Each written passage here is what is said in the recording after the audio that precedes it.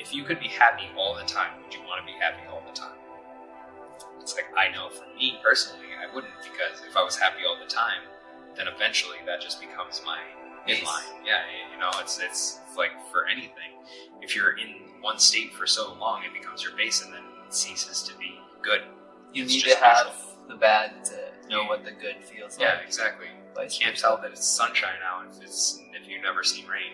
Right, the yin and yang. Yeah, exactly. And I think that's kind of something that's very important. That's where I think that people need to realize that it's not something that you just attain and stay there. It's something that you can move into and use, and a tool in that sense. But it's not like Cloud9, you just make it there and you can float. It's a constant process. Yeah. 5, 4, 3, 2, 1, 0. Ayooo, what's good, fellow Bindlists? Thank you for joining us in our philosophical journey through time and space on Bindlism, a philosophy to a self-sufficient lifestyle. This is Kyle Fish from Boho Hobo, and today we have an exciting podcast experience to share with all y'all. Introducing the one and only JP Goodman. As a Syracuse native himself, JP instructs yoga at the Central Rock Gym. In this week's episode, JP's expansive perspective will blow your mind. We talk about anything and everything, from yoga, sustainability, mushrooms and pyramids, to retirement funds, aquaphors, alien life, and a whole bunch more. Literally, this dude's mind moves at 1,000,000 miles per hour in like 7 different directions at once. With JP's down-to-earth attitude, calm demeanor, and authentic communication, this episode is sure to spark your imagination and unlock a greater sense of worldly awareness. We welcome you all to come along for an introspective journey into the thoughtful mind of JP. How old are you now? I'm 25. 25. Okay. All right. Yeah. Got a few things to talk about. All right. Cool. Did you have anything prepared? No, just kind of like mental rehearsal, more or less, but nothing like written out or anything. And you were saying you had a book that you... Yeah, I'm like in the process of kind of starting to come up with ideas for a book. I started writing an essay, or kind of like a lengthened essay, you could say, of just different things, different philosophies or aspects of my life that I want to cover and touch on later down in my life. You know, I mean, I'm in physical therapy school right now. I don't know if you knew that. Oh, okay. But I'm half or 2/3-ish of the way through that. I have one more year after this semester. And then I hope to use that as kind of like a jumping off point for the rest of like what I want to do, and start to incorporate it and build it around physical therapy, like a lot of yoga and stuff too, because that goes hand in hand. But, yeah, definitely. Yeah, just like using that as kind of a launching point for me to incorporate a lot more into it that still pertains to living a healthy lifestyle, being more health holistic. And wellness main Yeah. focus here. Yeah. I was watching some video. Have you ever heard of Jordan Peterson? I've heard the name, but I'm not super familiar. He's like part of the intellectual dark web. Okay. He's a psychologist at Toronto. But he was talking about how the creative in this day and age is very important, to have practicality and idealism. Yep. And what he means by that is that, like, if you want to be an artist, a successful one, it's important to pair that up with something that you can make money from, like just a regular practical job, to work like the 9 to 5, you know, and then you have your craft, the thing you're passionate about on the side. Yeah, and that's kind of what I'm... the duality that I'm using hearing. Yeah, and that's exactly like what my thinking was. I was like, okay, if I have physical therapy, that'll give me a job that I can rely on.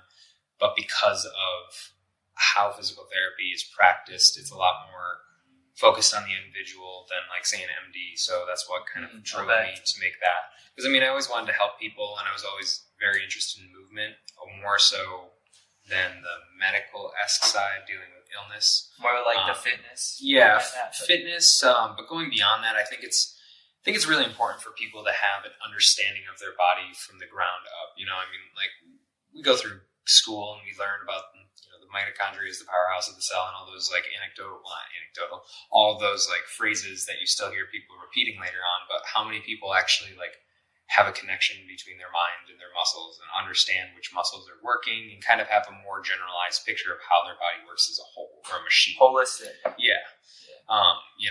There's more and more research coming out in every kind of field going into it. Like physical therapy always has new research coming out with what works and what doesn't. And then, dietitians have like the gut biome and the relationship between the gut biome and the brain coming out. There's more and more research going on with the importance of food on that level. And then I actually just did a research paper about the use of psychedelics in mental health, but more specifically psychiatry, and how I think it was MDMA, or I think that was one of them. And then psilocybin won the breakthrough status through the FDA. So they're like kind of really speeding up the human trials. And there's been human trials underway for a few years now at like Johns Hopkins and NYU and stuff like that. And it's nice to see these kind of breakthrough steps or steps in what a lot of people would have considered just areas of tabooness or kind of areas that didn't need to be explored for a long time. No one really ever thought that our gut fauna and the bacteria in our gut could really have that drastic of an effect on our bodies. But now there's some people that are looking into the link between gut flora and neurological conditions in the brain that are due to like a imbalance of neurotransmitters. So it's just nice that they're crossing over, but also taking steps into these domains that are a little bit more out there. That was once maybe very controversial at one point. Exactly. Yeah.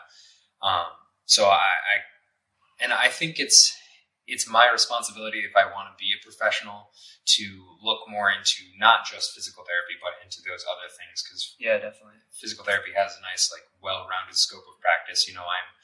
I am able to look more into like the nutritional side, and I'm able to look more into like the mental side, so I can make referrals, but also so I have a better understanding of the individual and how they're dealing with their life as a whole.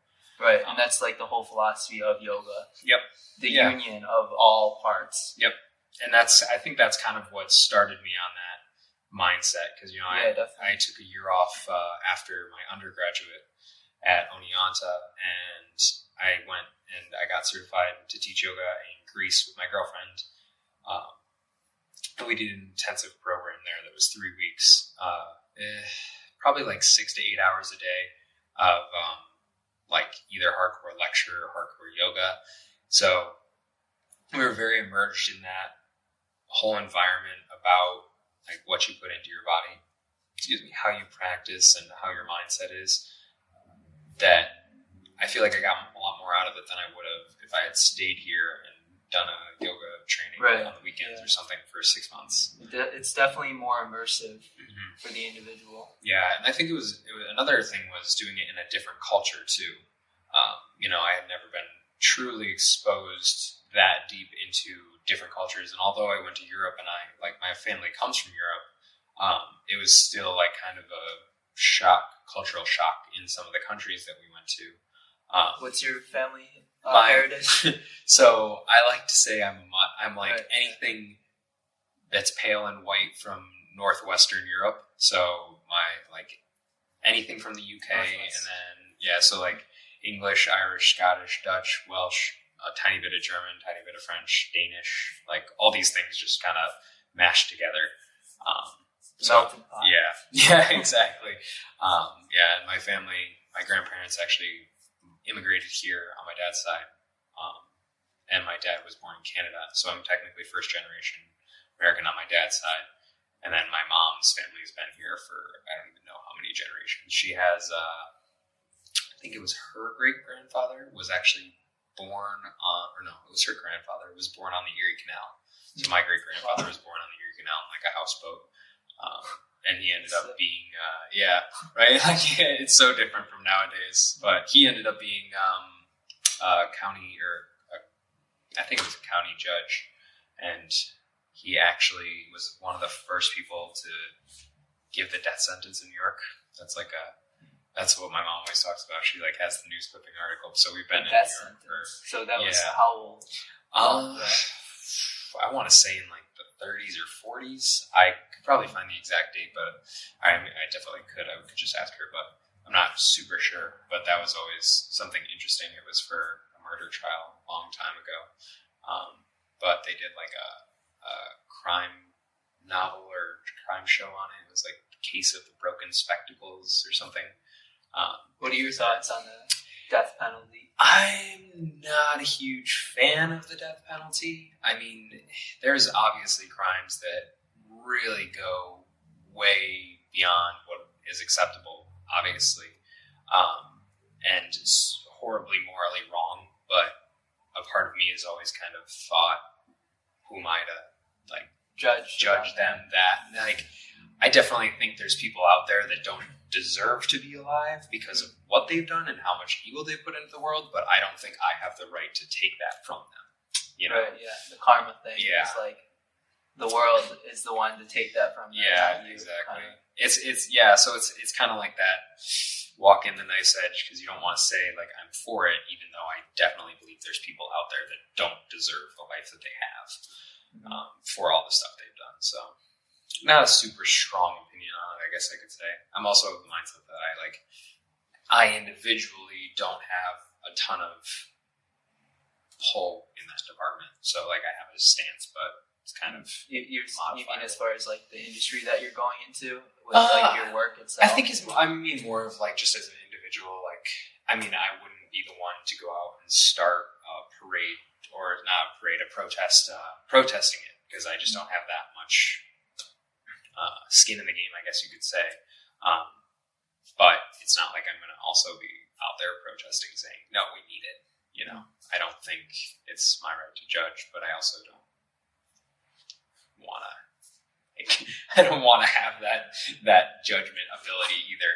You know, Right? Yeah, definitely. So with yoga, there's multiple different families or branches of yoga. Mhm. What's the one that you practice? So I am certified in Hatha yoga. I tend to lean more to the side of yoga. So like I always kind of put yoga on a range. You have Vinyasa and Ashtanga, which are the more active variations, Ashtanga being very active.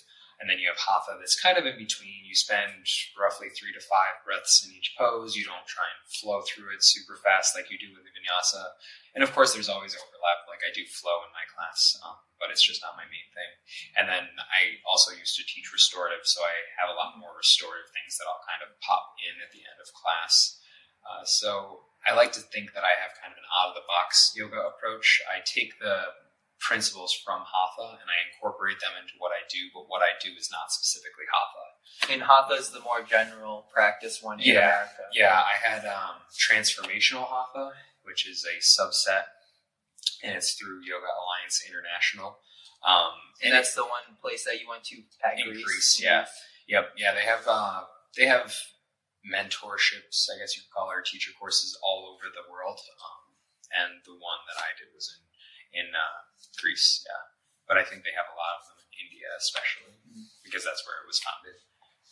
But I also incorporate a lot more of, I don't know what you would call it. I think of it as kind of new age yoga or mobile yoga. And it's the thing like things like animal flow.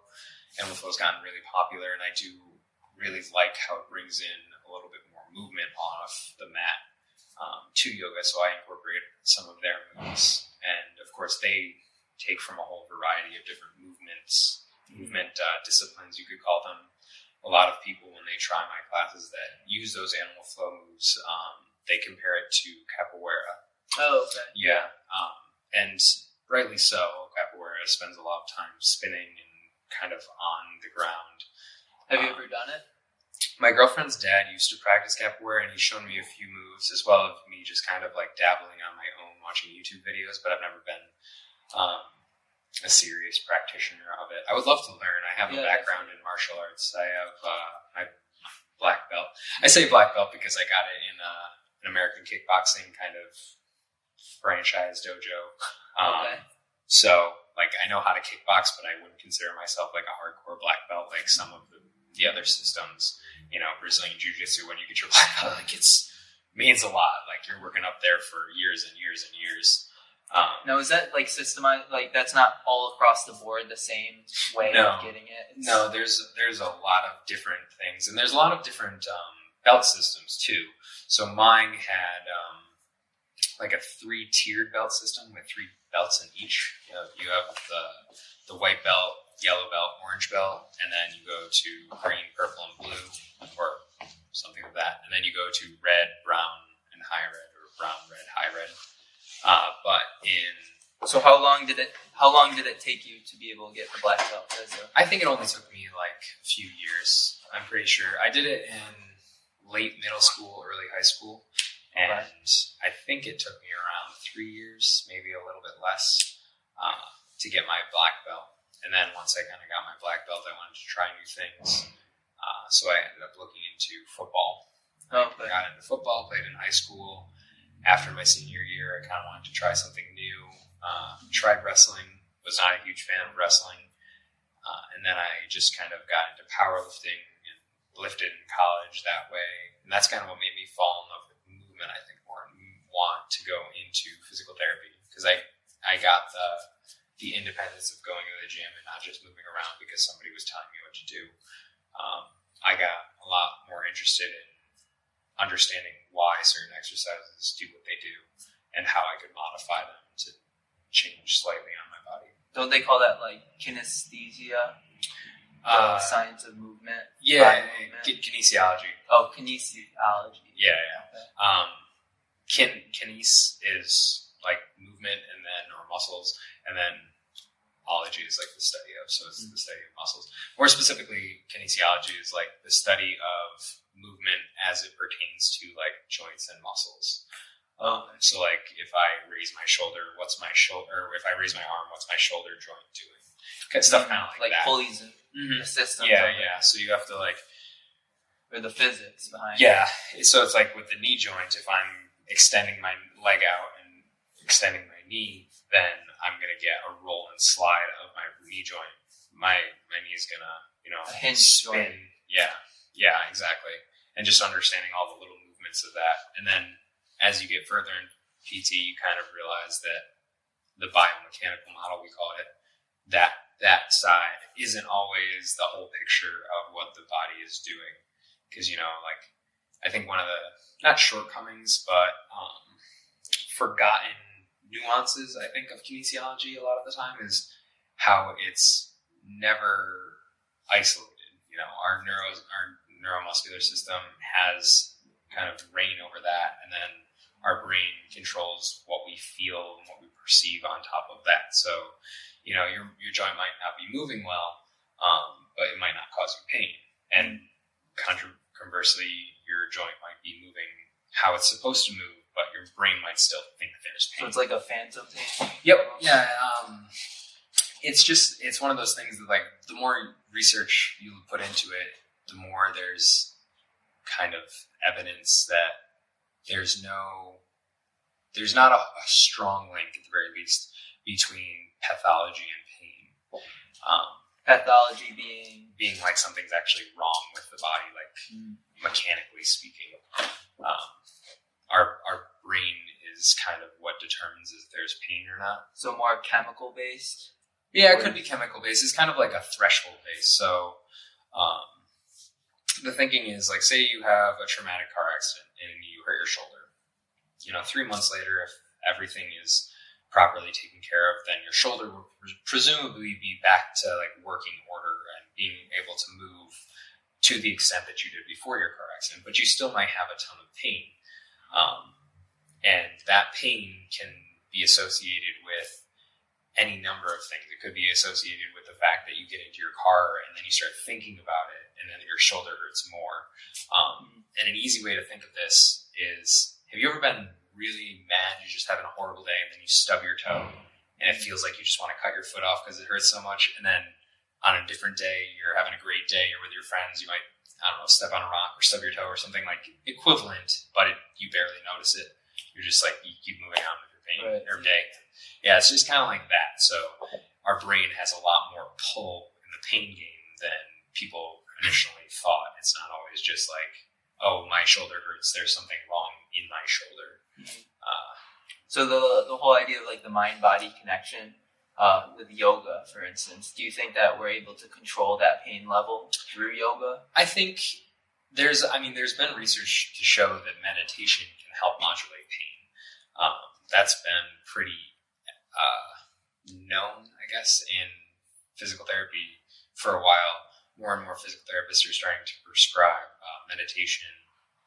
So I don't know if yoga per se, or at least what most people think of when they hear the word yoga, is what's helping modulate pain. But I think meditation, or just kind of like being a little bit more in tune with your body and what you know, can help with pain. If you're in a safe environment, you can kind of reassure yourself that you're in a safe environment, can help with a lot of that pain.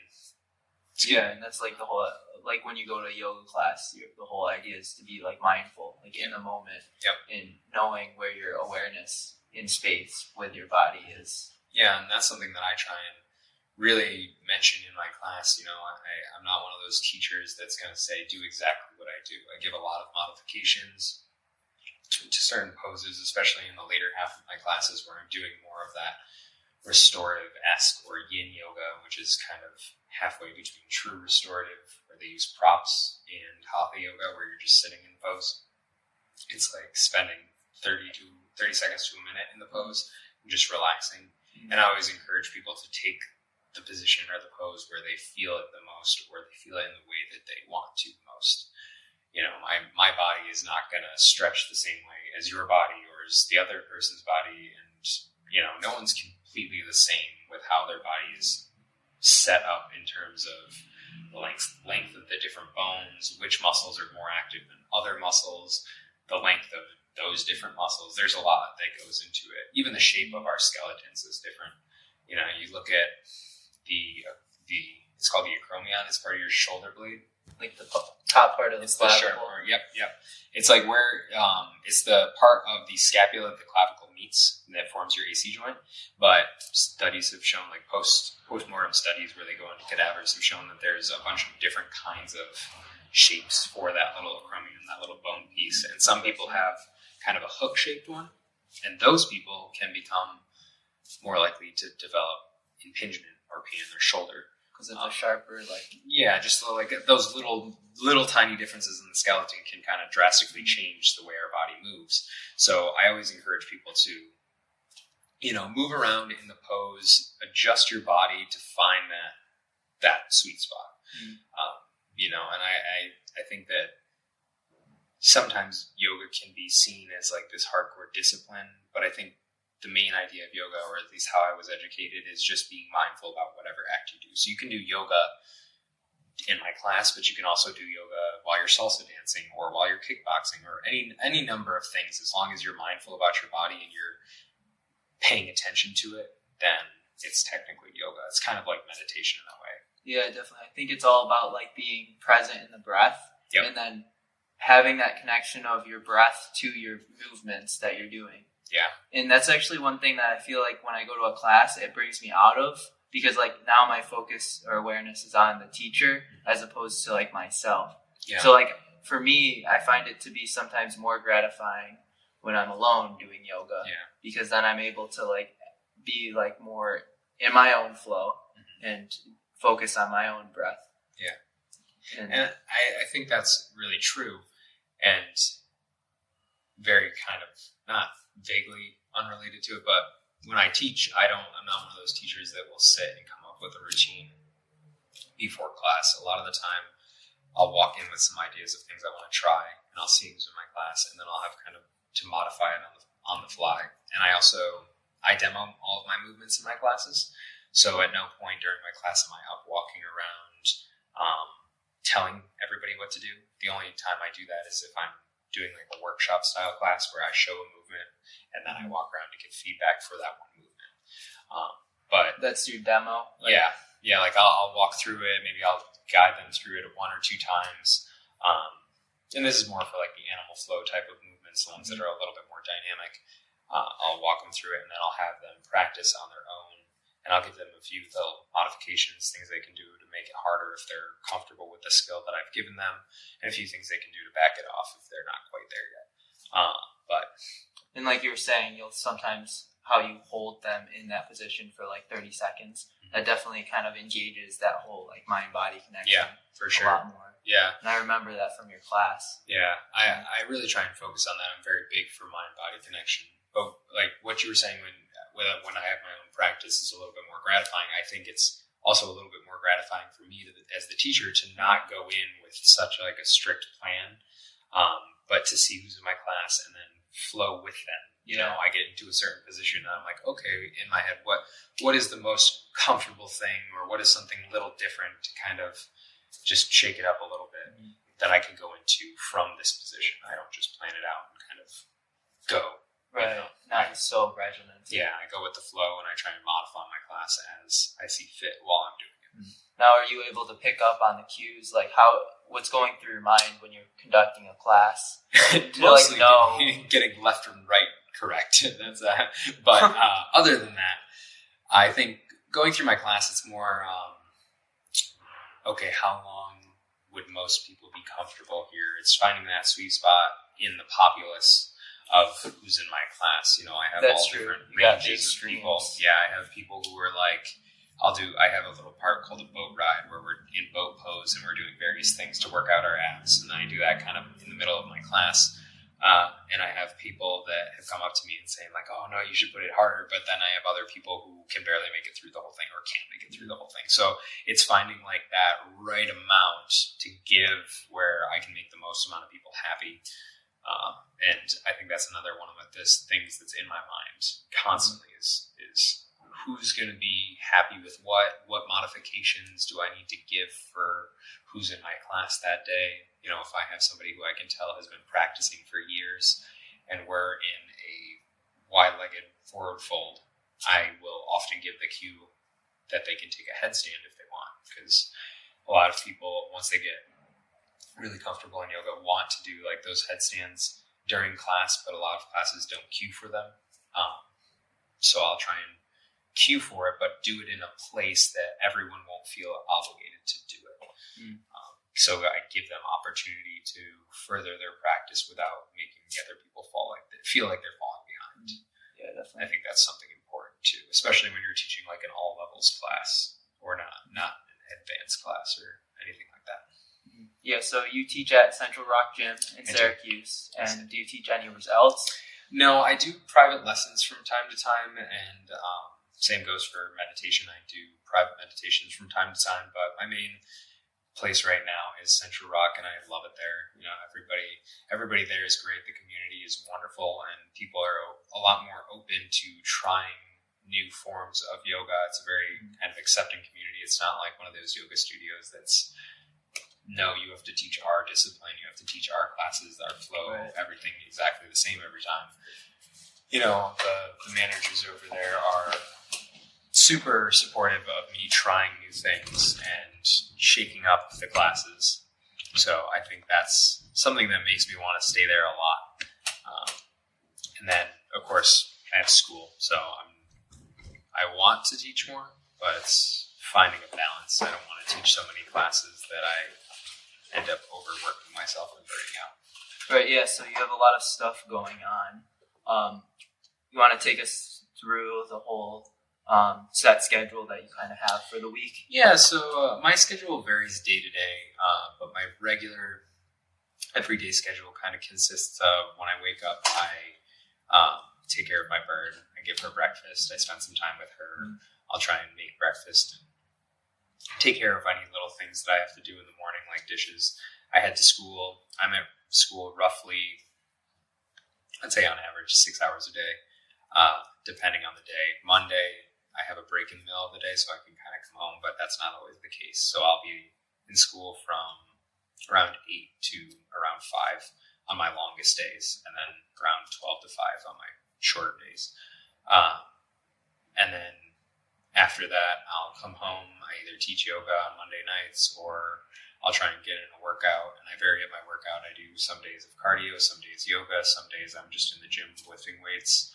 And then, chores, the average stuff that people try and do. I have a lot of hobbies that I'll try and mix in. I dabble in fermentation, so I make my own kombucha, and I'll do that from time to time, or kind of mess around with a new fermented veggie or something like that. And that, You ever make kimchi? I really want to make kimchi, but I'm kind of intimidated because I want to make like a good kimchi, and I hear that takes a long time to do. Yeah. So it's kind of like I want to make beer and mead too, but it takes like a year to make like good quality. Oh, okay. But and I've heard the same thing with kimchi. I hear that like you can make it pretty fast, but it won't be nearly as good. And then if you leave it for like 3 months, it's better, and if you leave it for a year, it's even better. So. It's patience, man. Yeah, it's a lot of patience. Kombucha is a pretty quick ferment as far as that goes, but I've been reading books about it, so I think one of the things that I'm going to do later in life is I'm going to have that be kind of a more established part of my life. I have this kind of picturesque place where I can grow my own food and then ferment some of it or preserve it in some way, and then I can Like a sustainable kind of. Yep. Yeah, I really want to do sustainability on a community level. It's just a matter of finding the right people to join me. I have an idea of what I'm going to do personally for the land that I will buy, because I will buy land and not a house, and then I'll build my house. It might be the smarter. Yeah. And it's a lot. Nowadays, a lot of real estate's expensive, man. It is. It really is. And there's like so many more kind of off-kilter, not off-kilter, but alternative building styles. I've been looking into the work of Mike Reynolds and the Earthship movement, it's the basic idea is an Earthship is like a ship would be on the ocean. It's basically self-sustaining. Ships on the ocean aren't always self-sustaining, but they could be theoretically, I guess. But it's a house that heats itself, collects and filters / uses and cleans its own water, and then also electricity with solar or water, wind, any of those kind of things. But it's a really cool house design, and it's hard to explain in Do you have a picture of it on your phone? I do. I could look one up. I'll show you. Earthship? Yeah. Okay. They're really popular out in New Mexico, I believe.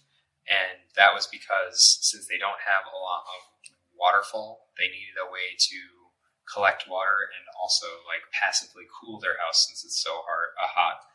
Here's one. I think this one is called the Phoenix Earthship. You can see like one side of one side of the building is very open.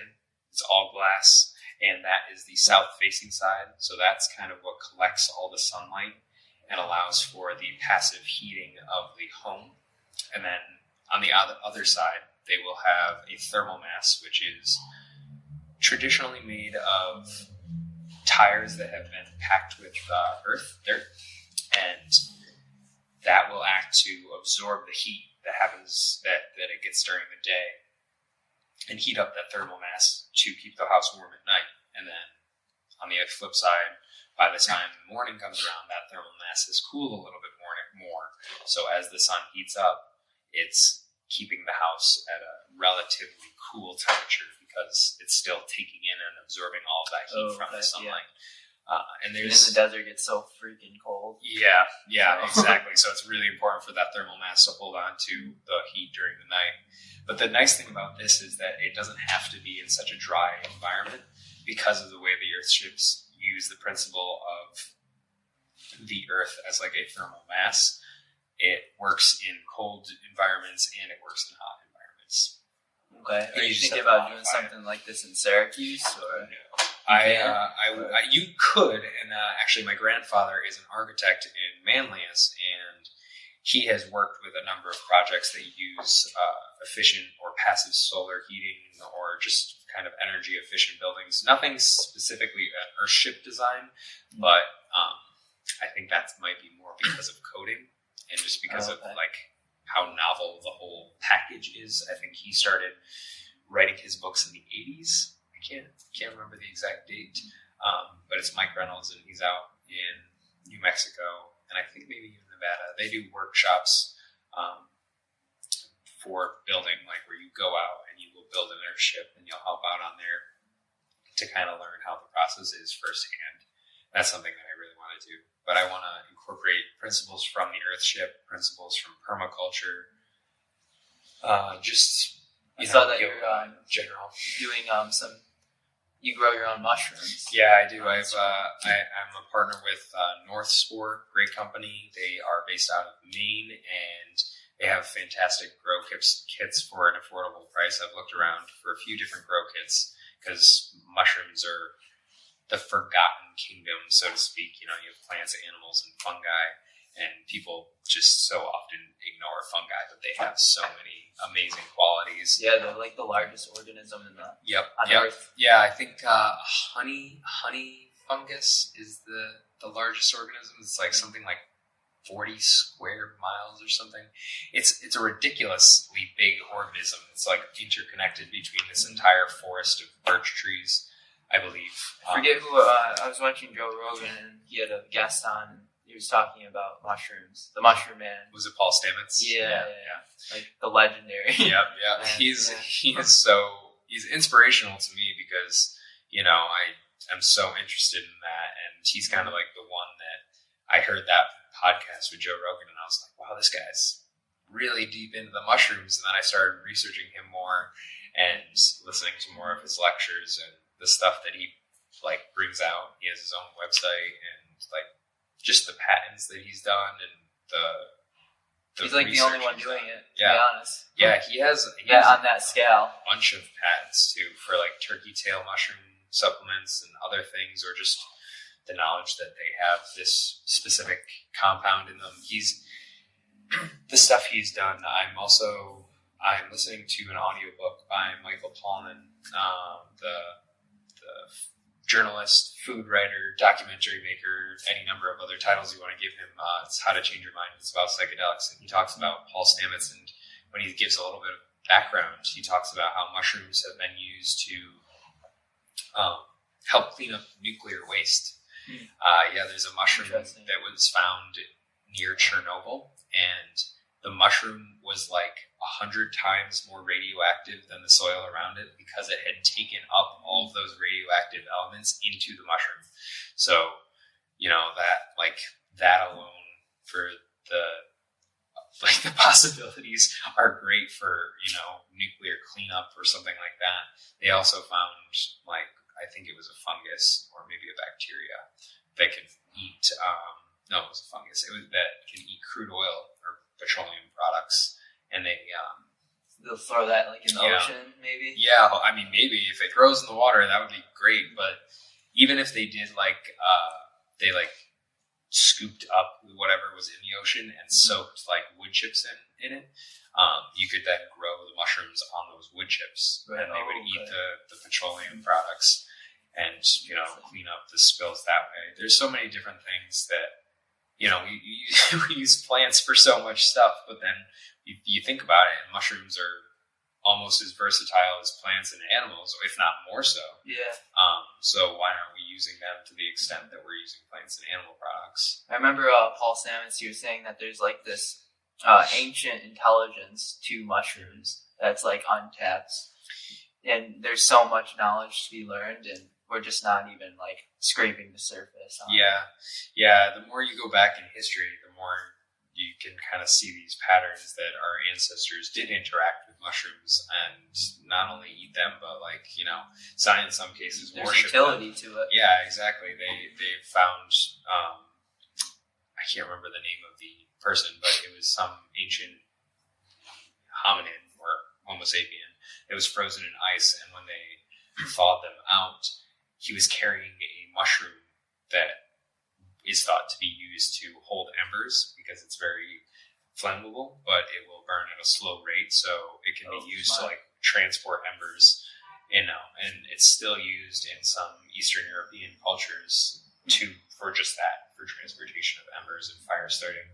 And this was used thousands of years ago, or even hundreds of thousands of years ago. I'm not exactly sure on the timing of when this guy was frozen, but probably the last ice age, and that would be, you know, almost 13,000 years ago. The fact that like people at that time were able to just like observe how nature is and just like pick up on, oh, this is like the thing to be able to use for these kind of tools is like, that's mind blowing, to be honest. Yeah, I mean, it's mind blowing coming from a society where we spend so much time interacting with things that humans have already made. Mm-hmm. But you think about it, you go out in the woods, like you don't have anything to do all day. You don't have Instagram or anything. You're just going to watch and observe. You're going to see what kind of plants the animals eat, what kind of berries the birds eat, and just any number of other things that over the generations or over multiple hours of observation through communities that you would be able to pick up on and figure out some of those little things. I mean, it's even more amazing when you think about like people in the Amazon, like ayahuasca, for example. It's made out of 2 plants and it's a ceremonial drug that it's 2 plants out of like millions of species of plants and animals in the Amazon, and they figured out how to combine those 2 plants to make a brew that gives them spiritual journeys. You know, it's kind of mind blowing when you think about that. They didn't have any way of testing or seeing what it was in these different compounds. They just tested and tried. Yeah, exactly. And hope for the best. Yeah, a lot of people died. Probably. But it is very mind blowing, and it's exciting too. I've gotten a lot more interested in history the older I've gotten because of that, like ancient history, not so much contemporary history. What do you think created the pyramids? So I kind of fall into, or I rely on the work of Graham Hancock for that, and I listened to his podcast too and Randall Carlson for that as well. Randall Carlson not as much; it's more Graham Hancock when it comes to civilizations. But I definitely think, you know, like he says, there's so much evidence all over the world that there's ancient civilizations that we don't know about. That it's kind of, in my opinion, it's kind of naive to think that the Egyptians built it at this point. So I definitely don't think they built the pyramids, or if they did build the pyramids, they built them in the ways that we think they did. You know, I mean, if you saw his podcast, you know that there's like these in the pharaoh's tomb in the pyramids. There's these blocks. It's 3 blocks, and they're multi-ton blocks, but they're cut so precisely straight that they fit together and form a watertight seal, and literally make a pipe that's watertight and airtight. It's like, how does a culture with bronze tools, which is the leading thought behind how they made the pyramids, how do they make that? Like, when we would struggle if we were even able to make it today with laser cutting and CNC machines and stuff like that. Yeah, that's the mind-blowing part, is like us to recreate pyramids now. Yeah. It would be quite the feat. Yeah, exactly. And there's other like great structures that have been proven able to be built with very simple tools. There's a dude that he like recreated Stonehenge using, I think, logs and a pebble. And he uses like physics. Yeah, he balances like these incredibly large stones at points of balance and axes of rotation, and he can move these really, really incredibly heavy rocks with just his body weight. You know, and so it is possible to move stuff like that, but at that scale, though. Yeah, that scale. The fact that some of the rocks in that pyramid area, not necessarily from the pyramid, have been like mineral tested and found to have come from a quarry that was like 200 miles away. Oh, wow. Yeah, it's like things like that. You're like, okay, like even if they could build them, why would they take the rocks from 200 miles away and transport them all the way down here just to make it? And you look at the water erosion on the Sphinx, that's something that Graham Hancock talks about a lot. And it makes sense. Like, you think about climate change as it is now, it's kind of naive to think that we're the only thing that's changed the climate so drastically that we're seeing the effects like that now. And that's where Randall Carlson comes in. He talks a lot about cataclysmic events and how the story of like the ancient flood might not be as far out in religion. It might be rooted in actual ancient historical events. So I think it's in the Iceland crater. he talks about a few craters, but I believe the Icelandic crater is the one that they think that started this whole cataclysm. It was an asteroid that hit the Earth in Greenland or in Iceland. All these facts. I wish I had brushed up on them, but hit an island and left an 18-mile crater in it. And so, like, that amount of impact is like multiple nuclear bombs. Like, you know, you set off Hiroshima or Nagasaki. Like, those bombs were huge and like drastically shifted weather patterns for the next year or so. But they were a fraction of the size of the impact crater that this asteroid created. And so he talks about how that could have like tipped off a drastic climate change in not the United States, but in the world, and led to the melting of the polar ice caps and any number of different things that could have caused that flood. Right. And just been a global catastrophe. Because it does seem that Earth has like this baseline, and if changes from us are made to it, it'll change with it, with the times. But then what if it just resets? Yeah. It goes back to square one. And that's kind of like the scary thing. Like, you know, the resetting of the Earth might come in the form of a global catastrophe Us dying from an asteroid. Yeah. Oh, okay. Yeah, like, I mean, another asteroid.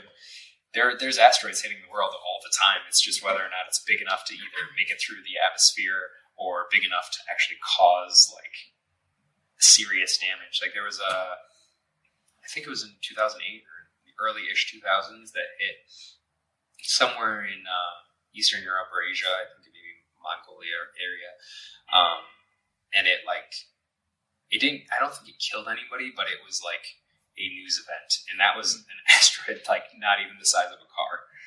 So if something not even the size of a car can like make like News history. news history, and actually have like a substantial impact on the people around it, an asteroid the size of a building could wipe us all out. Yeah, we're fucked. Yeah, pretty much.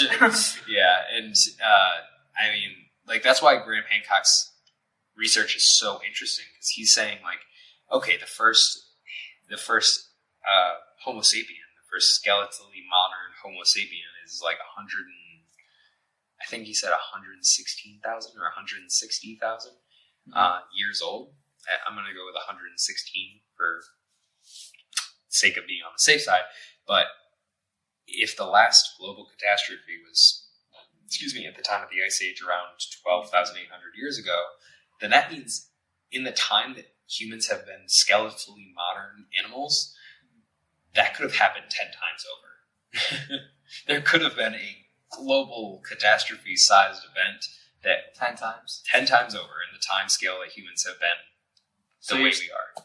Holy shit. So you're saying that, like, us as humans, we could advance technology to the point of, like, getting, let's say, virtual reality AI, and then a meteor hits, and we're right back to square one. Yeah. And that's kind of like how Graham Hancock thinks it happened. He thinks that there was this global civilization that was modern, and, was modern enough to build these insane structures like the pyramids. And there's pyramids all over the world. There's Göbekli Tepe in Turkey.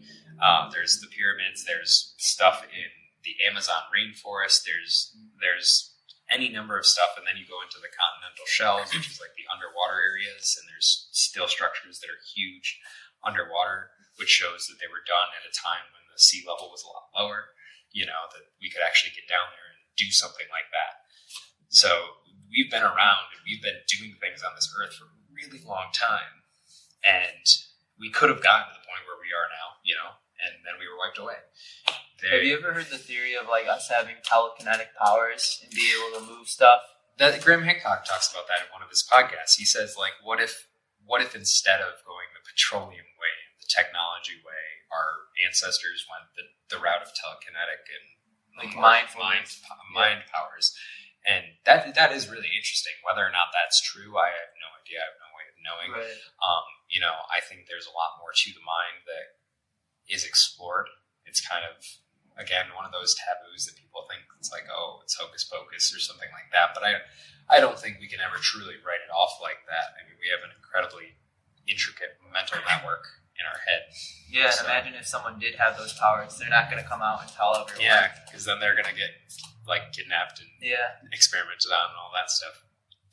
And when I was in yoga certification, we talked about that too, how some of the gurus are rumored to have some kind of telepathic powers. Either some of them like levitate while they're meditating, or other things, they can see auras and stuff like that. And I don't know, again, I don't know if that's true. I don't know how much truth there is in it. Yeah, because like I've also seen those things where like there'll be like the Indian guy on his staff. Oh yeah, and it's just like a seat. Yep. Yeah, it's just a piece of and metal. Just like chilling on the sidewalk. Yeah, exactly. So it's like, yeah, you don't know. Like we're taught to be skeptical from a very young age, so you can't completely buy into these things. But at the same time, it's good to never completely write it off, because just like you can't completely believe it, you can't completely write it off. You don't know for a fact that it's not out there. And that's how we progress, I think, as humans. Yeah, that curiosity. Have that open-mindedness, you know. Yeah, I mean, if we weren't curious, no one would have ever eaten, like, the blobfish or something. Like, something that looks super weird. It's like, if somebody was just like, oh, no, that's definitely going to kill me, I'm not going to try that. You know, we would have never done that. You have to have that creativity and that open mind that, oh, yeah, maybe it'll work. Try it anyway and see. You know, and I think that's kind of, if we didn't have that, life would be so much more boring. So. And kind of hinting to that, like, related to you, like, you have all these different interests, whether it's mushroom farming, to sustainability, to ancient history.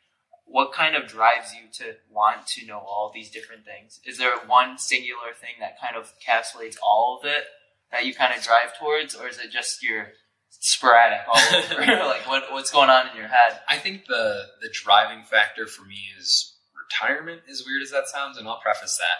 But retirement for me is going to be something, not that I'm like working towards putting away all this money so I can spend it when I'm older. It's going to be setting up a place in which I can grow old, stay healthy, and stay happy.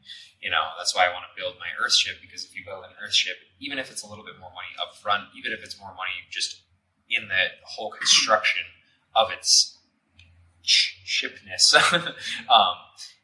down the road, you're not going to have as many energy bills, you're not going to have a water bill, you're not going to have as much from food, like a food bill, because another thing about these Earthships is because they have so much sunlight going into them, they can act as partial greenhouses, and that's where the water recycling goes into. They use their rainwater collection, you shower with it, wash your hands with it, and it becomes gray water, and then they use that gray water to water the plants in your house. So if I have that kind of setup, a permaculture setup, I want to incorporate aquaponics and set up all these little systems, so when I retire, I can not only have those systems to produce food for my family and I, and have a place where we're happy, but also because that way I can end up educating others. And so I'll never fully retire, but I won't be working anymore, if that makes sense. Right. And that's kind of how I view everything that I'm interested in. It's like, okay, how can I take this interest, mesh it into my vision for my life, and then to give spread back the word. Yeah. You know, I want to do yoga workshops. I want to do permaculture workshops when I'm older. And right now, I'm very naive, I guess, about all of these topics because I'm just dipping my feet in most of them. Mm-hmm. But I'm very hopeful that by the time I do want to retire and get to that point when I'm, 65 or so, or maybe a little bit younger if I can swing it, that I'll have the knowledge and the ability to do so at that point. But you have to start somewhere. Right, yeah. And this is like growth phase for you. Yep, exactly. You said you're 25? Yep. Okay, yeah. So a lot of time. Yeah, exactly. Got 40 years. Hopefully my investments will pay off by then. So are you, touching on the retirement stuff, are you putting money away too on top of that? Yeah, it's not just knowledge building. I am in a slightly controversial, I'll say, way, because a lot of my classmates, especially that I tell this to, kind of think I'm insane, but I'm actually taking some of my financial aid and I'm investing that. So for college, I have more money given to me than I would actually need, granted, because I have family that I can stay with, so I don't have that extra money, and I have a girlfriend that I live with, so it kind of takes away a little bit from that financial burden. But the way that I'm investing it is I'm investing it in an IRA. So although I'm taking out more money, Roth IRA, yep. although I'm taking out more money because I have that nest egg in my IRA, 10, 15 years You get even that interest rate. before. Yeah, it's a compounding interest rate. I have it in there like 10, 15 years before I would hit that amount of money if I was just to start contributing through my job. So I'm putting a risk in, I'm taking some money up front, putting it in now, so that way I'll be able to have it grow more later down. So those are all just loans then? Yep, they're my grad school loans, which the reason that people think I'm insane is because, I'm going to have more interest. I'm taking out more loans.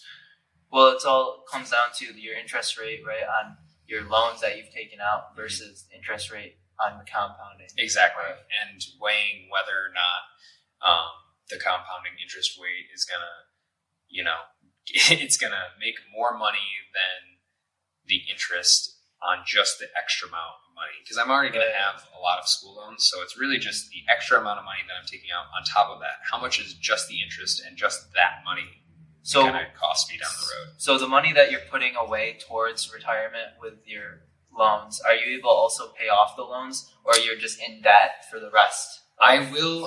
So I talked to my financial aid before I did this, and he gave me the kind of assurance that it was not a dumb move. Mm-hmm.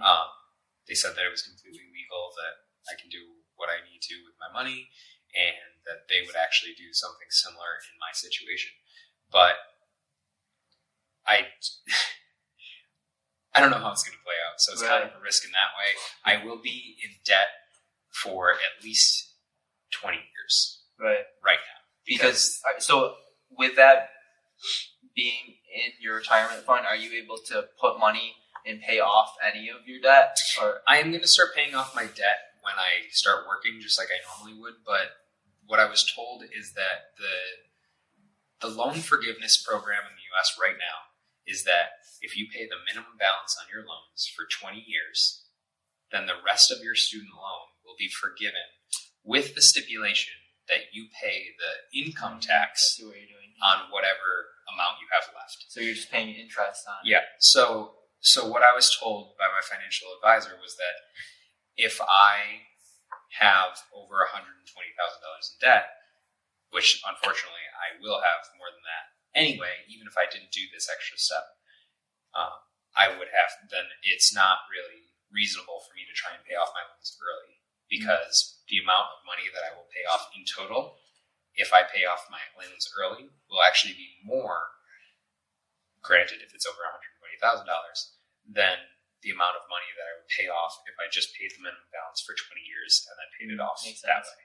So, and the way you're predicting is like you'll never be able to pay off this loan. So like at least get some sort of benefit from it. Yeah, and it's like if I am able to pay off my loan early, then I'm going to have to do so by sacrificing other things. I'm going to have to take, less vacations. I'm going to have to not be able to buy that new camera or buy something that is going to make myself and my family happy. And that's not something that I really want to do. I would rather live my life and have more debt on my mind than try and pay it off extremely early, but work myself into nothing, doing it, burning myself out and just working harder than I might need to. Well, I think this is a good conversation to be had. Granted, so many people are getting out of college nowadays with this crazy amount of student loan debt, and they at least need to have some sort of opportunity. And this is a possibility, right? Yeah, I mean, I can't say it's an opportunity that I would recommend to everyone, obviously, because I don't have a super intricate or at all financial background, but it's something that worked for me, and I think that's something that's important. It's finding how you can make the most of your situation. I already knew that I was going to have a lot of student debt, so I was like, okay, if I'm going to have so much student debt, what can I do now that will help lessen that burden in the future? And that's where I came to the Roth IRA. I started thinking about it. I didn't make any impetuous or spontaneous moves. I talked to, my mom has a friend who's a financial advisor as a profession, talked to him briefly. He thought that it wasn't a terrible idea, so I went to my financial advisors at school, talked to them, make sure I wasn't doing anything illegal or anything like that. Got the okay from them, and then I was like, okay, I'll start doing that. And I I only invested a little bit up front. Right now I have $4,000 invested right now, but I'll be investing a little bit more as I go on. Right. If you don't mind me asking, what's the interest rate on your loans? It's around 6.5%, I believe. Graduate loans have a higher interest rate. My undergrad loan, I believe, was 2 to 3%, or maybe a little bit above 3%.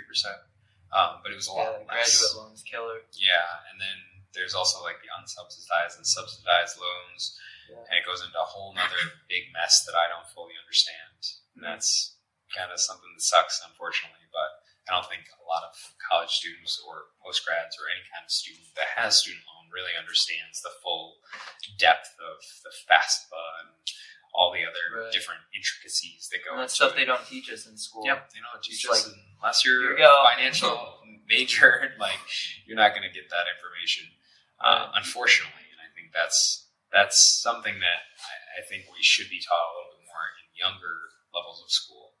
Well, economics, I feel like there's so many different schools of thought on economy, but if you gain a solid foundation of the general knowledge of economy, you can kind of make better decisions just from that. And they don't teach it. I mean, me personally, I went to high school and I took one economy class, but it doesn't give you like practical advice, practical knowledge based off of personal finance. And I think that's the one thing that's lacking in our society. Personal finance, economy.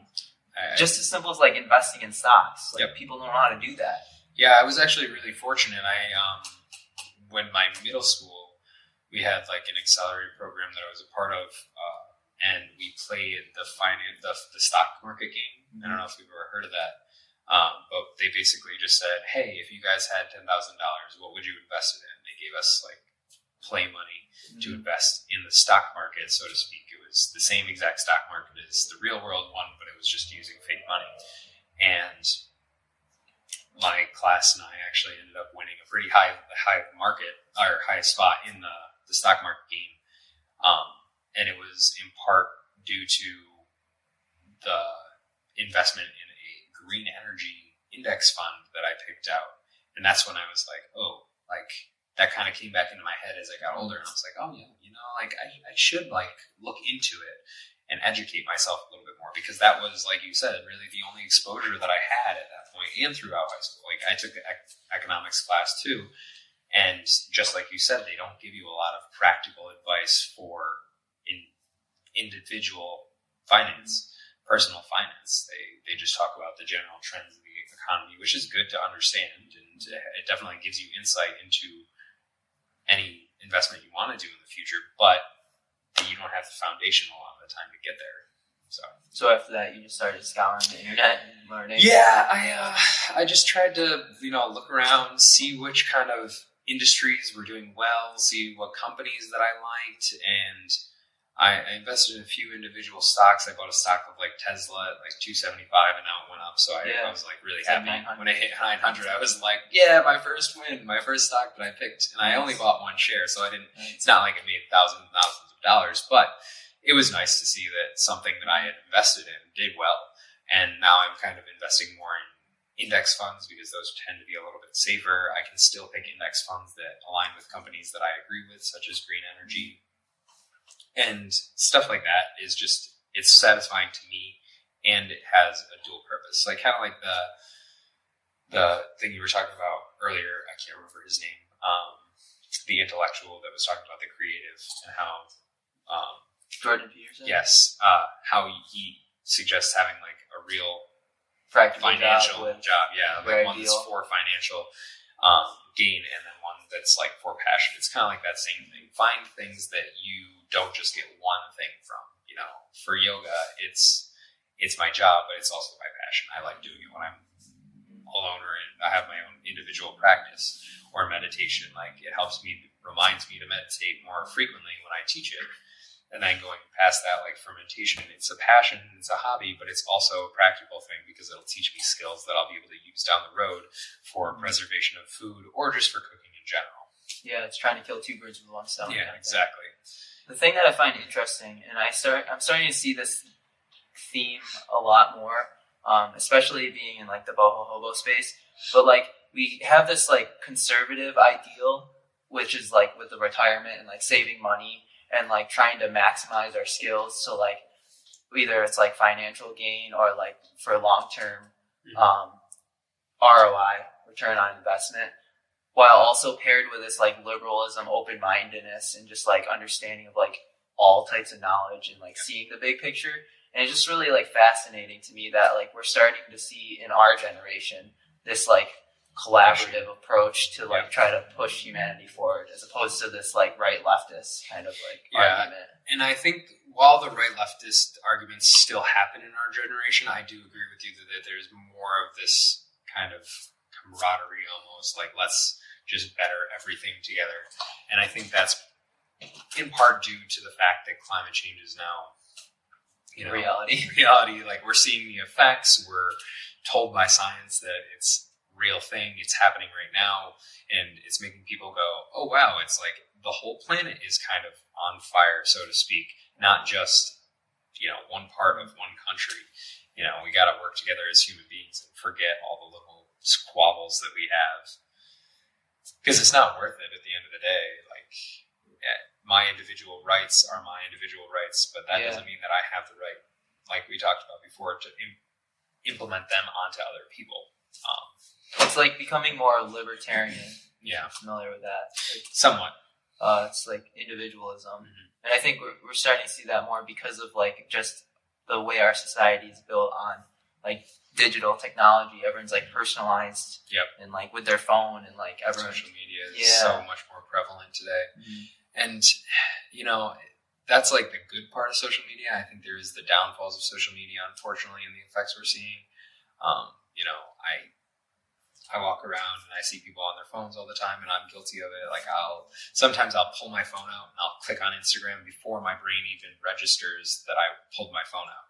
Right. And or I'll hit the menu button and then reopen Instagram without even thinking. And I'm like, is my mind programmed so thoroughly that I'm just going to open Instagram and not even think about anything else? I'm just going to hit that button and go and scroll. Well, it's so easy. Yeah. I mean, all it is just a swipe up and you're ready to go. Exactly. And it's that knife blade. It's walking the edge so you can, show yourself as the individual and get your messages out there and explore your passions and do it in a place that you can be creative and such, but also not falling so deeply into that space that you forget to live in the real world. I think that getting consumed. Almost. I think that online communities or our social media almost has taken away from our ability to connect as communities, as people. In some situations, I don't think it's always the rule, and I think there's definitely a lot of places that show community is strong, but it's because we have that option now. It's like community is optional. It's not a thing. You could stay at home and do everything on your computer if you really wanted to. You don't have to go out and go to the post office, go to the grocery store. You can stay home and only ever see like the Amazon guy.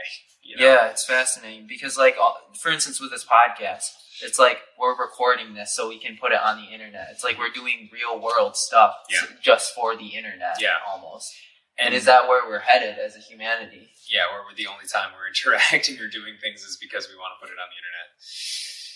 Or we might just be in the internet. Like, think about virtual reality. Yeah, I mean, like the Ready Player One kind of esque game. Have you seen that movie? No. So, Ready Player One it was written in, I think, the 80s. It's based on a book, but it's about this kind of, not apocalyptic future, but apocalyptic-esque future where people live in very impoverished circumstances, and they all play this virtual reality game and basically spend like the majority of their life in this place doing things. And there's more to the plot, but the point that I'm bringing up is like that, like virtual reality event eventually down the road could be to the point where people spend most of their life in that situation. And I don't know when we're going to get there. I think we will get there unless we're wiped out. Definitely. I don't think there's ever going to be a point in society where people are like, oh, well, maybe this is too much technology. I think it's only a matter of time. Well, I think we just follow where the money goes, and technology is where the big money is, big data. Yep. And I think the more people that are on the internet, the more money that the tech companies are going to get. And the way that they're going to do that is just by marketing towards us and giving more quality content. And we're just going to get to the point where we're all just going to want to consume. Yeah. We'd rather live in the virtual world than reality. Yeah. And why not? Because, like, what if we could go travel anywhere in the world, feels photorealistic, we have all of our sensations. It's like, what's the difference between that and reality at that point? Well, the idea of, like, we're already on virtual reality plane. And that's like another wormhole to go down. Yeah, definitely. The simulation theory. And it's hard because I think that technology right now is doing what oil did during the Industrial Revolution. Oil? Oil. Oil. Petroleum products. Like it's rapidly industrializing, so to speak, the industry to the point where you can't see the effects until it's already been implemented so thoroughly that it's irreversible. Like, you think about oil, we didn't really know the environmental damage that petroleum products put out there until it was too late. And our whole world was pretty much run off of petroleum products. But the thing is that they knew back in, like, the 70s, they knew it was fucking up the environment. So, yeah, some people did, but it wasn't like generalized knowledge. I think that's the big thing. It's the spread of information, and hopefully technology will kind of help that. But when it's technology that's kind of causing that, it's going to be a hard thing. And I'm thinking more specifically of, you see controversies with the 5G networks now. Some people are saying that 5G networks are putting out radio frequencies or electromagnetic frequencies, some kind of signal that is interfering with other animals, and like specifically birds that fly and navigate using those lines, those electromagnetic lines. Yeah. And I don't know how much, I haven't done a ton of research into it, but I think it's one of those things that it is kind of possible that we're creating a technology that we think is going to be so good without noticing the actual effects that it's having on the world around us until it's too late. If they implement 5G in a city and it turns out that 5G ends up messing with the birds and causing them to die, then you just eradicated all of the birds in that whole city because the 5G was on. It's like, it's a switch. It was worth it, right? I don't know. Clicking my Instagram to have it open at half a millisecond faster. Yeah, to kill off all the pigeons or all the songbirds or everything. It's hard. Yeah. I mean, Elon Musk, he's thinking about doing something where it's like a global Wi-Fi and just sending satellites into the sky. And powering. Have you ever looked into the work of Nikola Tesla at all? No, so I know who he is. That's something I think you would very much appreciate, the kind of work. So there's this thinking, and it's never been found because Nikola Tesla's notebooks have never been fully recovered, but there's some evidence to show that he was working on something like that, a global Wi-Fi network or a global makes sense. Frequency network. Musk is like so into. And the cool thing about this is that the prototype that Tesla came up with was a pyramid-shaped tower with an aquifer running underneath it, and it would use the power of the water and the earth to like produce this signal. So it was like free energy almost, or free Wi-Fi. So instead of it being satellites, it would be coming from the core, the earth, and it would move through the earth. And so he was thinking, if we could have these structures strategically placed all over the earth, it would be a no dead zone. There would be Wi-Fi everywhere because it would be working through the earth instead of down on the earth. Right. And the really interesting part, this is where like it kind of all ties together, is Nikola Tesla's design is very similar to the design of the pyramid. And the really freaky part is... the rocks, right? Yeah, like that, into the fact that there's like a channel that goes like 200 feet straight down at the base of the pyramid that just has tunnels underneath the pyramid. And Graham Hancock and Randall Carlson talk about how when the pyramids were built, it was likely that the Nile River ran next to the pyramids. And if that is true, then that tunnel system was probably filled with water, which would have created an aquifer underneath the pyramid. And that means that you can't rule out the possibility that our ancient ancestors didn't have a global spanning Wi-Fi system, because there's pyramids of this very similar design all over the world in South America. Yeah. Makes you think. And that's why I'm like, whoa, like I kind of am very interested in this. Like Napoleon conquering Europe and doing all that stuff. Whatever. That's cool, interesting. I'm not gonna fault you if you're interested in it, but that's not what I'm interested in. What I'm interested in is is the history that's so far away, so far removed from our idea of time that we can't even, it's like a whole nother universe to us. That's what I'm really interested in. And well, like history repeating itself. Yeah. And Randall Carlson talks about, Joe Rogan mentioned to him, he was like, what's your opinion of aliens? And Randall Carlson said something that kind of has really stuck with me since then. Because I always, there's no doubt in my mind that there's at least other life forms out there in the world. Like, we've seen water on so many different planets, and we know that water is like a catalyst for life. But Randall Carlson said, okay, so which do you think is more believable? Alien life forms on a very distant planet got to the point where they were so advanced they could leave their planet, and then they happened to find our planet through some sort of imaging. That's possible. I'm not going to say it's not. Or that our ancient ancestors got to the point where they could leave the planet. They saw the asteroid coming, and they went, okay, we're out. And some of them left and then came back after. So, and that's us? Not necessarily that's us, but there's myths and legends in a lot of ancient cultures, ancient as in the beginning of our written culture, that cite ancient beings or godlike beings coming down from the sky and giving them all this knowledge.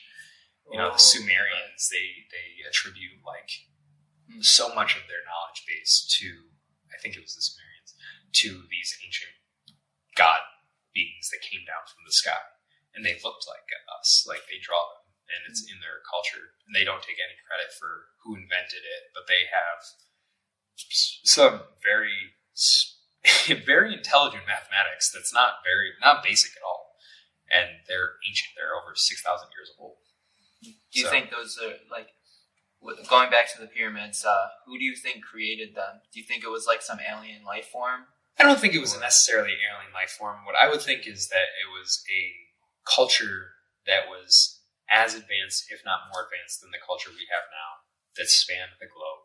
And they created a lot of these different things. And that's the one that happened to stick around the longest. I mean, they were trying to build this Wi-Fi network? It could be. I think that would be really cool if it was the truth. I don't know if it is, but... So the idea of the aquaphor, what exactly is the mechanism that's creating that frequency? I'm not 100% sure on the physics and mechanics behind it, but I just know that the current of water beneath the structure, the way that it lines up, the energetic lines help to create a frequency that's put out. And the pyramid was topped with gold, and gold is a conductor, so it could have power. Yeah, it could. So again, I'm not like I said, I'm just dipping my feet into a lot of these topics, but these are the topics that interest me, and these are the kinds of these are the things that kind of shape the way that I think about life. And that's the start of something beautiful, honestly, because now you have some basis to some direction of where to input all of your energy into. Yeah, and I think that's kind of what I'm trying to do. That's what drives me in life, is putting together all of these interests and taking it to a point where I can be happy and live my life in harmony as much as I can with nature. Yeah, and the idea of retirement, since you were talking about why you're learning all these skills, I was reading an article the other day that was saying how retirement to them is the pinnacle, the peak of their life. So if they get to retirement and all they have to show for is an investment fund, then they failed. They want to get to the point where they've become successful, to the point of they have millions of dollars. It's not just they were being conservative and just saving money. Yeah. But they have actually brought value into this world. Yeah. And I think that's something that we need to focus on a little bit more, is not just chasing the numbers like a lot of people do, but it's building a life that you could be happy in, and while having a little bit of the numbers levers to help you there, but not really focusing on them. Do you think there's a formula to happiness? I think there's factors that increase your likelihood of being happy, but I don't know if there's one particular formula. I think if I had to make one up or think about one, it would probably just incorporate sleep, movement, pursuing what you like. And maybe some family or community, But yeah, that's like Maslow's. Yeah, hierarchy of needs kind of thing. Yeah, and I think that's probably blueprint-esque for happiness. I think, but like I said, there's a lot of room. There's a lot of caveats in that for different people. Yeah, and I think like you're more heavily weighted towards like self-actualization, as far as like with your learning and gaining of experience goes. Yeah, for sure. Very into understanding my mind, understanding my body, and taking that to help other people. Yeah, definitely. And I think that's the driving force, honestly. At least like with this podcast, for instance, like why do we do what we do? Because we want to bring community together, and like the connections that you could possibly make from our community network could help you, and vice versa. Yeah, it's exactly. like a domino effect. Yeah, networking is huge. Something great. Yeah, my parents taught me that the value of networking very early on. My dad actually owned Sweet on Chocolate in Syracuse for 26 years, 25 years. And then he ended up selling it, but he was the one that, like, him and my mom, but my mom in a different way. My dad, like, knew everyone in Syracuse. There was never a time where we were downtown and he didn't see, like, 5 people he knew from the business, and he would know details about them. He wouldn't just recognize and wave. He would go up and talk to them about their life. And he gave me that kind of, I can talk to anyone kind of thing. Right. And my mom knows how to talk to people. So you put those two things together. Yeah, she was in marketing, and kind of between the two of them, I think I really developed the skills that I needed to not only talk to anyone, but talk about a lot more topics than the average person I think might be comfortable talking about, and do it in a way that's not necessarily going to become an argument. Right, yeah, because that's the hard part too. It's like you're throwing all these facts at people and they're like not comprehending. Yeah. But they all have like a bias on it and they want to get all pent up and angry. And sometimes I have to back off, sometimes I get too excited, and I definitely am not perfect by any stretch of the imagination, but I think it's good to try at least. Did you ever feel like you were going crazy? Like with all this thought going on? Yeah, and not being able to talk to a lot of people about it. Because I can understand where you're coming from in the sense of like you have all these ideas in your head and people aren't open to it. Yeah, and I think unfortunately that's kind of still where I am. I'm meeting a lot of great people, obviously, but I'm meeting a lot of people that overlap with me in maybe one or two areas, not necessarily all of my areas. And so I think what's keeping me sane is recognizing that I don't have to have one person that I can talk to about everything. I can have a lot of different people that I talk to about different topics, and I can learn and share my knowledge, in a slower rate. But I think journaling has helped a lot. I do a daily journal, or at least just the outlet. Mostly yeah, I do like a reflection thing. So if I'm thinking about something specific that day, I might write it down, or I just might go on YouTube and watch a few videos on it, and then I kind of get my information fix. And then, of course, I always spew information out to my girlfriend. She's kind of the one that gets the brunt of my just knowledge flow. And sometimes she's like, okay, you're obsessing about gardening again. That's her. She tells me I'm always obsessing about gardening or mushrooms or something like that. Because I do, when I get interested in something, I really want to pursue it. I really want to learn about it, and I want to talk about it.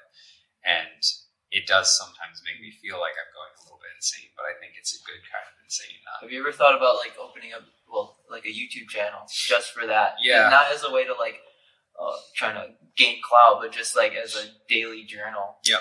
And that's kind of where I mentioned how I was thinking about starting a podcast, and that's kind of what I wanted to be. It was just just me thinking out loud. Yeah. Even if no one really, it didn't get popular, that's okay. I mean, if anything, I could just listen to myself down the road and be like, oh yeah, that's an idea that I kind of had forgotten about, and just use it as a reflection. Right.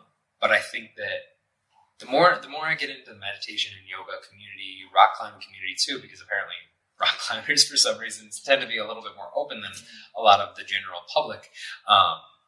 I've found that I might not need to do the podcast for Daily Reflective. I might be able to talk to different people in that community. Like, I'm meeting more and more people that overlap with me, like I said, in not just one area, maybe a few areas. Just from the rock climbing gym? Yeah, CRG has been so instrumental in a lot of my new friendships. Wow. I've met like a lot of great community people and just a lot of really open people that even if they don't end up getting as interested in the topics that I'm talking about, they are at least interested to hear me talk.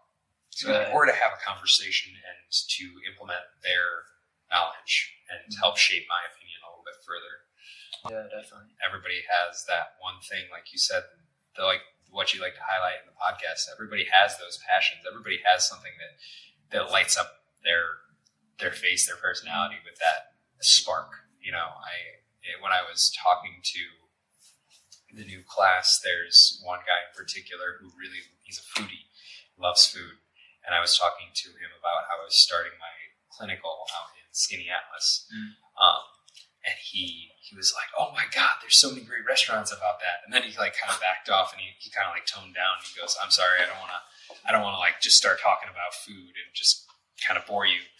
And I was like, no, I love hearing about that. Like, you lit up. I want to hear about what makes you excited and what makes you want to talk. I don't want to hear about how the weather is because I can talk about that with anyone, or I can go outside and look at it. I don't need to talk about it, but I want to hear what makes people excited. I want to hear his restaurant recommendations because that's what interests him. And I know that I'm going to get the most out of that because that's what he's going to put the most into. Yeah, and a lot of it's like speaking your truth. You're almost like lying to yourself and others if you're not speaking your truth. If you're staying quiet when you have something that you really need to get out and you're withholding that, it's like you don't necessarily know if that other person's going to be like engaged in it, and maybe they are, and maybe you're like robbing them of that experience too. It's like interesting. What could be, yeah. And you might be doing harm for humanity too as a whole. Like if you don't get that information out, because that information could spark somebody else, and that person could make something that takes that industry off to the next level. Yeah, and that's true. It's sharing. It's sharing information. It's sharing creativity, and I think that's something that really needs to be done more. Luckily for me, I'm extremely outgoing, almost to the point of being obnoxious. A lot of people would call me obnoxious. Fine with that label, but for instance, in class, I'll make a comment to my teacher, and I'll relate something we're talking about in class to a specific experience. And I've been told that some people find that slightly annoying, but at the same time, I've been told that other people, because I pointed that out, they then were able to relate it to something in their life and remember it a little bit better. Yeah, definitely. And so it's like you said, you're almost robbing somebody if not. And even if I'm not helping anybody else, by pointing out and relating it out loud and in class, I'm helping myself. So I'm not necessarily hurting anybody else. Hearing that information isn't going to hurt them, but I might help them, and I'm definitely helping myself. Right. Like, what exactly do they mean by when they're saying that it's annoying? Just like sometimes it might be slightly irrelevant to them personally because they don't have that same experience that I do.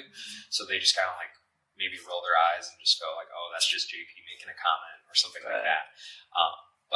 Well, you're definitely an outlier, I would say. Yeah, I definitely don't think I am. I'm just like that in class. Some of my teachers are like, "Oh yeah, that's just him." Right. Yeah, and that's acceptance there too. And I like study psychology and personality. And if you're familiar with Ocean, the Big Five, one of the facets of the Big Five psychology is openness. And there's actually like a spectrum of openness. Yep. So like some people are more like in their thinking closed. Now I don't want to say closed-minded, but openness is all about like relatability and seeing the bigger picture of things. Yep. And like the further less you go in openness, the more like pragmatic and practical you become. Yeah, and you want to just kind of like keep. It's like boxes, Yeah. It's like It's like, do I want to have a big box that I might just dump a whole bunch of information into and have to sort through a little bit harder to get to what I want? Or do I want to keep smaller boxes and have it be more readily available to me? Or, maybe not that it's specific or broadly applicable. And like there's a sense of paralysis, I think, when you have this sense of open-mindedness too, because it's like all these things about the world, but you don't know how to drive it in a way that's practical. Yeah. And one thing that's very like a breath of fresh air, hearing where you're coming from, is that you do know where you're going with it. It's like with the Earth House, ship, Earth ship. Yeah, and that's like your. I think people need a North Star. If they're very high in open-mindedness, and I think a lot of people in this community are through Boho Hobo, is like you have this level of like psychosis if you don't know where you're going with it. And I think it's very, very important just for your own well-being and mental health to like have that North Star. Yeah, it's like the way I think about it is almost sometimes I feel like I'm trying to shovel a driveway with a shovel that's 6 feet wide. Like I have so much surface area that I can't push hard enough to move everything I want at once. Yeah. And you're always bouncing back and forth with ideas. And you're like, why am I doing this? Exactly. And you at least have one thing to grab onto. Yeah. Feel like. And I think that's like the book kind of like the book idea or the podcast idea, whatever format I end up taking with that. That's another like North Star, kind of a little bit more accessible, but helps me get my thoughts down. And that way I can return to them. I don't have to keep them in my head. I can kind of say, okay, I wrote that down. I'm going to come back to it. Now let's focus on something else. Right, definitely. Yeah. And I think going back to social media, it's it's great that we have social media for this type of personality too, because in the most practical way, you're able to make money off of this ideas at the end of the day. And like, whereas before, 20, 30 years ago, you weren't able to. Like, what were you to do with all this information? You're out there, like, mowing lawns, reading books at libraries, and just trying to It's, like, useless. But, like, we're moving into a new age where, like, information is, like, the highest of value. Yep. Yeah. It's nice. I mean, it's intimidating because, you think about, because we're moving into a new age, a lot more people are moving into this space. Like, am I going to stand competition? out? Yeah. But at the same time, it is... If you don't think about it as like just doing it for money, if you're doing it to like help further your own interests, it becomes a little bit more applicable or like readily accessible to the average person to move into it. Like just the other day, I'm a big YouTube-aholic, I guess you could say. That's my choice platform. But a dude put up a video, or it popped up on my screen. It was a carpet cleaning video. It's like just a dude doing his daily job, cleaning carpets in a church, and then like he had a dirty water dump at the end of he's just pouring dirty water into a bucket, but he's out there, he's hustling, he's doing what he likes to do. And the cool thing was that he was so passionate about it. I actually watched like the whole video through because I was just like, oh, okay, this is something I never really even thought about. But like he cleaned this ancient, or not ancient, but this old handmade rug, and just going through and seeing how he did it with as much passion as he put into the video made me want to watch it, even though it's on a topic that I'm probably never going to think about again, except for that video and that kind of thing. But makes sense. It's just goes to show that you can go and have interest and support in anything and still get out there. You don't have to worry about if it's going to be popular or not. Yeah, definitely. And like with all this knowledge and skills and talents that you're building, you as a human, you're kind of moving towards that North Star, which I like to call self-actualization. Okay. What does that term mean to you? That's used a lot in like yoga, and it could be like union of higher consciousness. Yeah. Like, what exactly is all of that space going on with yoga? I think that there's, right now, to me, there's a kind of dichotomy in yoga. There's some people that view yoga as moving towards that goal, that enlightened goal or self-actualization, where you are in touch with your body, you're in touch with your emotions, and you're kind of leveled out. You don't just let every little thing in the world bother you. But then there's also, unfortunately, that it's kind of what I think of when I think of westernized yoga.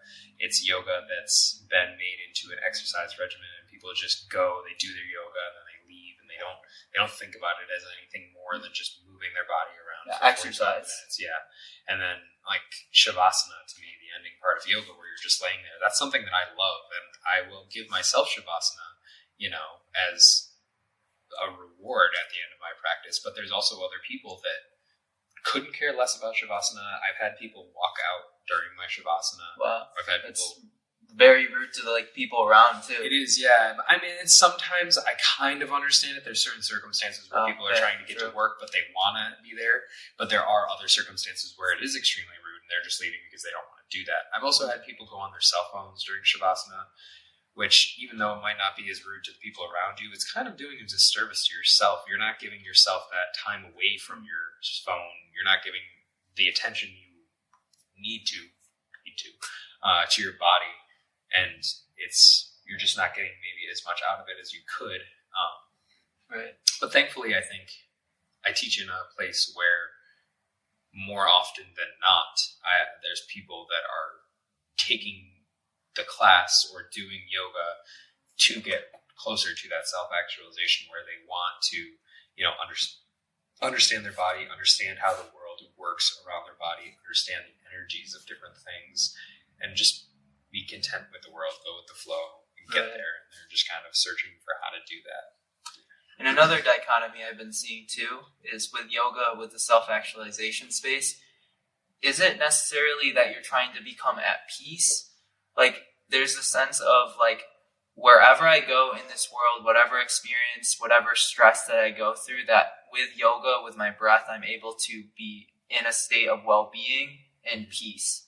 And then there's the other side where it's like, I'm going to use yoga as this, like, tool to be able to reach this higher consciousness, a lightened state. So it's the difference between of, like, always being at peace, and then I gotta get to somewhere to get to my peace. Yeah, I think it's somewhere in the middle for me. I always try and get to that higher level because I don't think I'm quite there now, but I realize that it's within my ability right now, if that makes sense. Like, I don't think that there's anything that I need to specifically do other than just keep doing what I'm doing, kind of.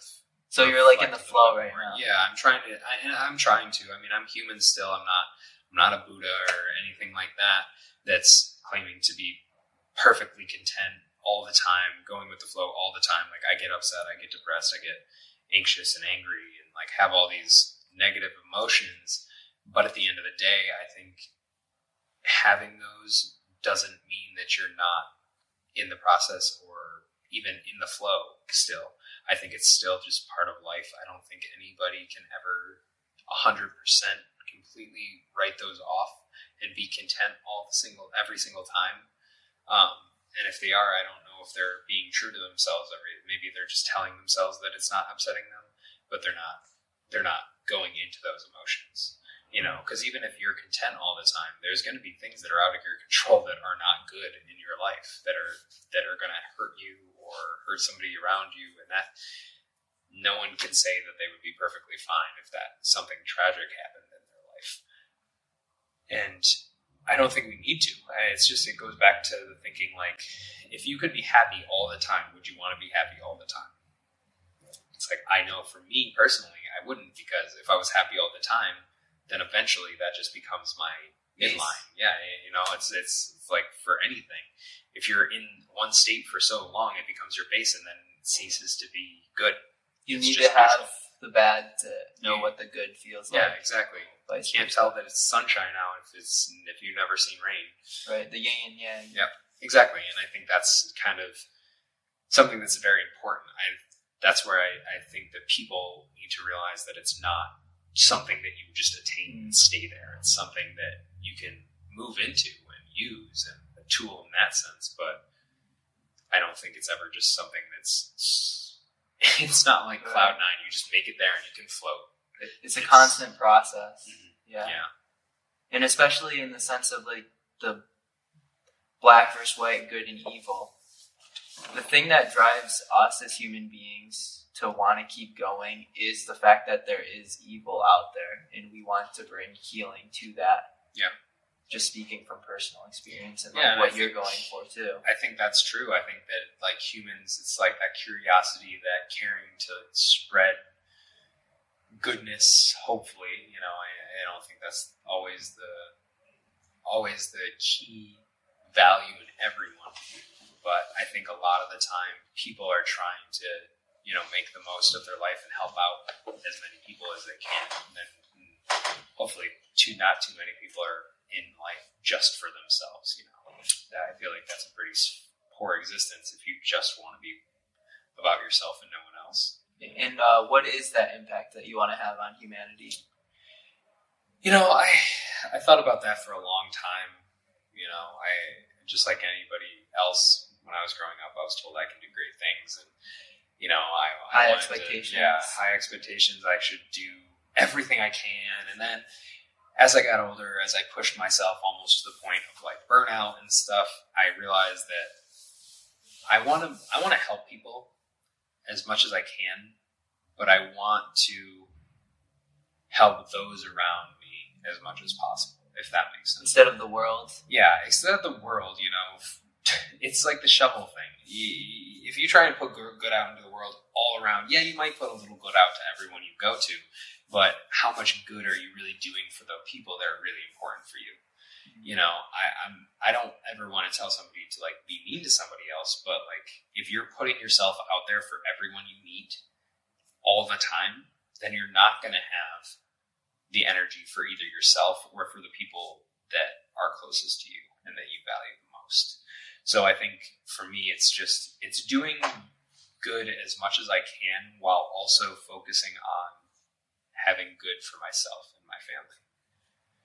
And as you're navigating through this human experience, to you, what does it mean to actually be human? What does it mean for me to be human? I think there's what I want it to mean to be human, and there's what the world and history has taught me that it means to be human. Because I think, unfortunately, there's a lot of stuff that we highlight throughout history that shows me that humans are evil a lot of the time and do horrible things and destroy the earth. But personally, what it means to me to be human is to take care of the world, like take care of your home. Like just like you would clean up your apartment, you clean up the world, you put good out into the world. We're one of those creatures that has a high enough level of intelligence and the tools, like our hands, that we need to use to build a better world. I think that it's more of a responsibility to put good out in the world and take care of the world as like the janitors or something, so to speak, of the world. A lot of these other organisms don't have the global sized impact that humans do. So what it means for me to be human is just to take care of everything, take care of the world, take care of myself, take care of others. I think that's probably the best definition I could come up with. So there you have it. Thanks again for tuning in to Bindlism, a philosophy to self-sufficient lifestyle. Be sure to explore other episodes of Bindlism on our Spotify and Apple podcast. You can find more Boho Hobo stuff on Instagram and Twitter at boho_hobo_, as well as on our Facebook page at Boho Hobo Lifestyle. It'd also be dope if you could subscribe to our YouTube channel as well. Our YouTube channel has more episodes from Bindlism in video form, along with other random shenanigans that we're up to. We're constantly filming new experiences, so it's one way you guys can stay up to date with us in our journey. So yeah, I guess that's it for now. Until next time, peace.